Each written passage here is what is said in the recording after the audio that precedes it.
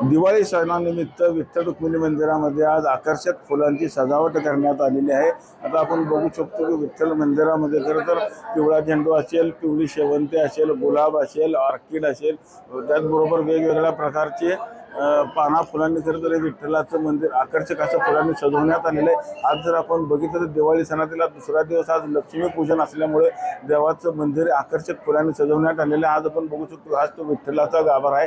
विठ्ठलाचा गाभारा असेल, रुक्मिणी मातेचा गाभारा, 16 खांबी, 4 खांबी, तसेच मंदिराच्या गोपुराला देखील आज आकर्षक अशा पद्धतीने खरं तर सजावट करण्यात आलेली आहे। खरं तर दिवाळीच्या सणामध्ये राज्याच्या विविध भागातून अनेक भाविक हे विठ्ठलाच्या दर्शनाकरता येत असतात। लाखोच्या संख्येनं भाविक खरं तर पंढरपूरमध्ये दाखल झालेले देखील आपल्याला पाहायला मिळतात।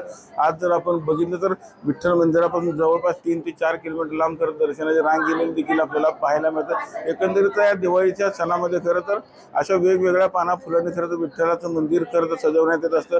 आज ही जी सेवा जी केलेली तर बीड येथील जे विठ्ठल भक्त आहेत अर्जुन पिंगळे या व्यक्तीने खरं तर ही विठ्ठलाची सेवा केली आपल्याला पाहायला मिळते।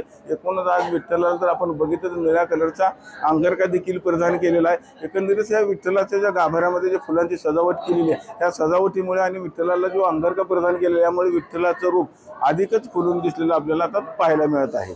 विठ्ठल मंदिरातून कॅमेरामन जगदीश डांगे सर, रवी लवेकर, TV9 मराठी।